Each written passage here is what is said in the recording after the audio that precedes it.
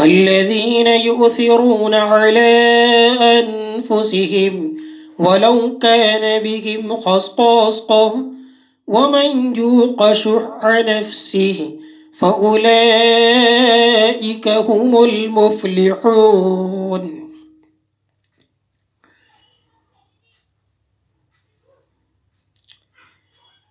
ہندو بھائیوں کے ساتھ تعلقات رکھنے ہی پڑتے ہیں۔ کچھ مسائل، کچھ احکامات کے جاننے کی ضرورت ہے۔ وہ یہ ہے کہ کسی بھی ہندو بھائی کا پرساد لینا، اس کے یہاں کھانا کھانا، پانی پینا، ضرورت پڑنے پر اس کی مدد کرنا، اس کو خون دینا وغیرہ بہت سے احکامات ہیں جن کے جاننے کی ضرورت پڑ جاتی ہے۔ تو اس کے تعلق سے بات کرتے ہیں، لیکن ذرا سی ایک تمہید، ایک بنیادی طور پر ذہن سازی کے لیے میں مذہب اسلام غیر مسلموں کے ساتھ کس طرح کا برتاؤ کرنے کی اجازت دیتا ہے، اس تعلق سے تھوڑی سی بات میں یہاں پر عرض کر دوں۔ وہ یہ ہے، غیر مسلموں کے ساتھ برتاؤ کرنے کے 3 درجے ہیں۔ پہلا درجہ جس کو عربی لفظوں میں کہا جاتا ہے موالات، اس کے معنی آتے ہیں کہ قلبی اور جگری دلی دوستی کسی کے ساتھ کرنا، یعنی دوسرے کے ساتھ حقیقی اور تہہ دل سے محبت کرنا، اس کے طور طریقوں کو دل کی گہرائی کے ساتھ پسند کرنا۔ تو جہاں تک یہ والی بات ہے تو اس میں تو مذہب اسلام یہ کہتا ہے کہ ایسی دوستی صرف مسلمان کے ساتھ ہونی چاہیے، غیر مسلموں کے ساتھ اس طرح کے تعلقات یعنی کہ موالات، جگری دوستی کی اجازت نہیں ہے۔ تو یہ پہلا درجہ ہوا موالات۔ دوسرا درجہ مواسات۔ مواسات کے معنی ہے خیر خواہی، نفع پہنچانا، ہمدردی اور ضرورت پڑنے پر کسی طرح کی خدمت کرنا۔ اس میں مذہب اسلام کی تعلیم یہ ہے کہ جو کافر، جو غیر مسلم برسر پیکار نہیں ہے، برسر پیکار نہیں ہے، تو ایسے غیر مسلموں کے ساتھ مذہب اسلام مواسات کی صرف اجازت نہیں بلکہ تاکید کرتا ہے، تعلیم دیتا ہے کہ غیر مسلموں کے ساتھ حسن سلوک سے پیش آیا جائے۔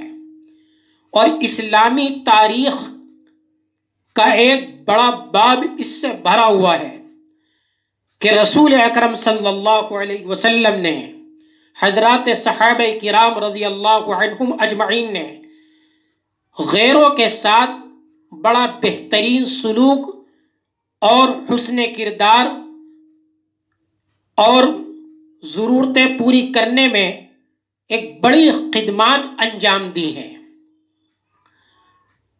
تیسرا درجہ مدارات۔ مدارات کے معنی ظاہری خوش خلقی یعنی دوسرے کے ساتھ اچھے اخلاق سے پیش آنا ہے۔ اس سلسلے میں مذہب اسلام تعلیم دیتا ہے کہ ہر ایک غیر مسلم چاہے وہ کسی بھی طرح کا ہو، اس کے ساتھ اچھے طریقے سے پیش آیا جائے، غیر مسلموں کے ساتھ اچھے طریقے سے پیش آیا جائے۔ علامہ شامی رحمۃ اللہ علیہ بہت بڑے محقق ہیں، لکھتے ہیں وَالْآدَمِيُّ مُكَرَّمٌ شَرْعًا وَإِنْ كَانَ كَافِرًا، کہ انسان عزت کے لائق ہے چاہے وہ کافر ہی کیوں نہ ہو. صرف ایک دلی دوستی، جگری دوستی، جس کا پہلا درجہ ہم نے بتلایا تھا موالات، صرف اس کی اجازت نہیں ہے، باقی سارے درجات کی اجازت اور حکم ہے. اب سنیے، کسی ہندو کا پرساد لینا، اگر ایسی ضرورت پڑے تو ہندو بھائی کا پرساد نہیں لیا جا سکتا، اور اس سے صاف منع کر دینا چاہیے نرم لہجے میں، نرم کلامی کے ساتھ، کہ اس کی ہمارے مذہب میں قطعاً بالکل بھی کسی بھی طرح سے اجازت نہیں ہے. اگر اتفاق سے لینا ہی پڑ گیا تو پھر خود نہ استعمال کرے، بلکہ اسے جانوروں کو کھلا دینا چاہیے، جانوروں کو کھلا دینا چاہیے. اسی طریقے سے مسئلہ آتا ہے کہ غیر مسلموں کے یہاں، ہندو بھائیوں کے یہاں جا کر کھانا پینا، تو اس سلسلے میں بھی افضل درجہ یہی ہے کہ بہتر یہ ہے کہ ان کے یہاں کھانے پینے سے بچنے کی کوشش کرنی چاہیے، لیکن پھر بھی تعلقات ہوتے ہیں، ان کو نبھانا ہے. تو اگر ایسا معاملہ ہو تو کم سے کم یہ دیکھنا ضروری ہے کہ ان کے یہاں اگر کھانا پینا اگر پڑ جائے تو جو وہ چیزیں کھلا رہے ہیں، پلا رہے ہیں، وہ کم سے کم حلال ضرور ہوں، ان میں حرمت کا، حرام ہونے کا شبہ نہ ہو. بس اگر حلال چیزیں ہیں جیسے دال، فروٹ، سبزیاں، تو یہ چیزیں ان کی استعمال کی جا سکتی ہیں. لیکن اگر ان کے حرام ہونے کا شبہ ہو جیسے گوشت وغیرہ، تو اس چیز کی اجازت نہیں ہے. جن چیزوں کے حرام ہونے کا شبہ ہے ان کے یہاں کھانے کی. اچھا، اسی طریقے سے یہ بھی مسئلہ آ سکتا ہے کہ کبھی کسی غیر مسلم کو خون دینے کی ضرورت پڑ گئی، تو یاد رکھیے خون دینے کا تعلق انسانیت نوازی سے ہے. اس میں مسلم اور غیر مسلم کے بیچ میں مذہب اسلام نے فرق نہیں کیا ہے، ضرورت کو دیکھا ہے.